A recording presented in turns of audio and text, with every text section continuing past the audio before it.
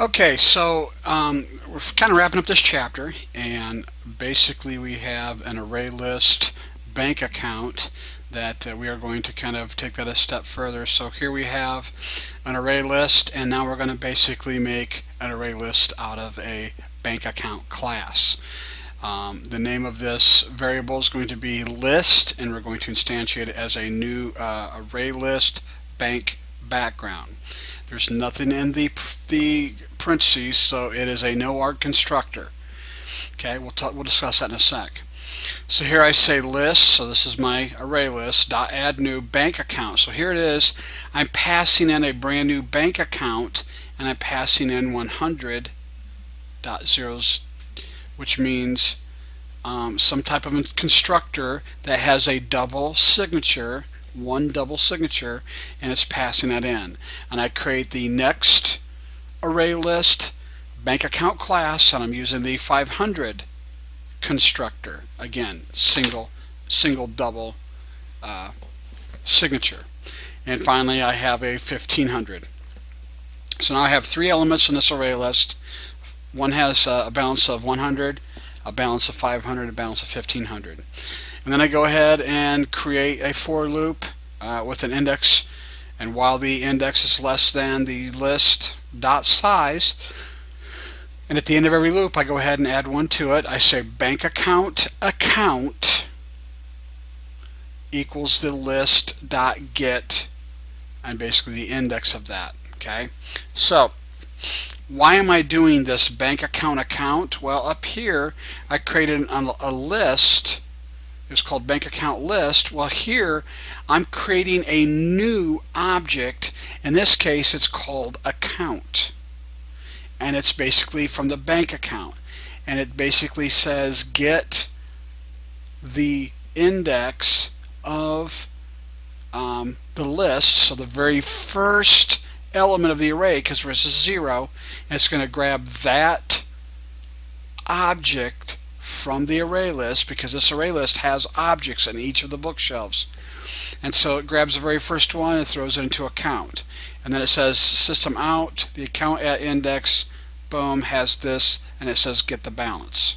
Okay, so really what we're doing is we're using this variable, which is actually an object variable called account, and we're loading that in. We're actually taking what's in our bookshelf and throwing it into this account so we can deal with it, and the next time through the loop we take the next element, throw it into account, and deal with it.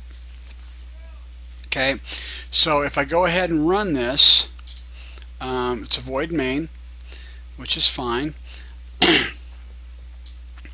And I run as a Java application, and when it runs it says account at index 0 has a balance of 100, the account at index 1 has 500, the index at 2 has 1500. So realize each of the elements in the array is an object all by itself. So pretty cool. So pretty neat. So with that, realize with arrays and array lists, we aren't locked into just a data type. We can also make an array or array list out of an object, and so that each element in that array or array list is an object. Remember, objects are containers. They have fields, they have methods. So each item in that array or array list, each element, is an object by itself. So pretty cool stuff. So some things to avoid: using invalid subscripts, meaning try not to go outside of the range of the array or array list. Confusing the contents of an integer array element with the elements of a subscript. So if you have an integer array or array list, don't get confused with the index. Causing an off by 1 error. Subscripts start at 0, and if we start adding 1 to it so that our display goes from 1 to 5 instead of 0 to 4, because our index has to start with 0, so be careful of that. Using the equal operator to copy an array, that's something that we didn't discuss, but realize if I say this array single equal sign is equal to that array, they are truly that. They are the same exact array. And if I modify this one gets modified the same way because they are the same array with two different names. Just realize that. Look that up in the book.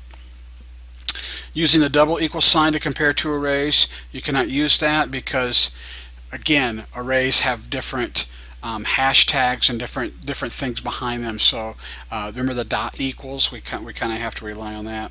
Reversing the row and column subscripts when processing two-dimensional arrays. Yeah, that's easy to get confused on.